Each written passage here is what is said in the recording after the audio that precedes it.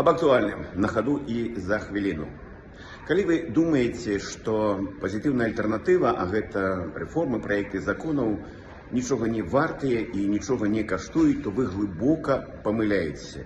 Ужо нават сёння пазітыўная альтэрнатыва ў фармаце так званага плана Ціханаўская-фон дэр Ляйн, гэта па прыкладу план Маршала для Европы, каштуе 3 мільярды даляраў. Менавіта столькі Брюссель заявіў, што ён выдзеліць на рэформы ў новай Беларусі. Але чаму 3 мільярды?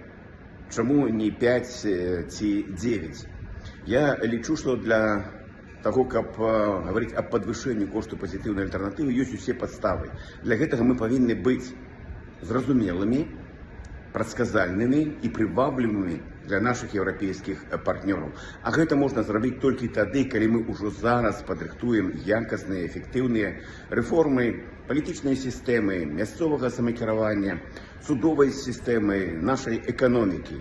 Калі мы гэта зробім, то ёсць магчымасць сапраўды істотна падвысіць кошт пазітыўнай альтэрнатывы. Думайце, гэта карысна? Думайце, гэта не баліць.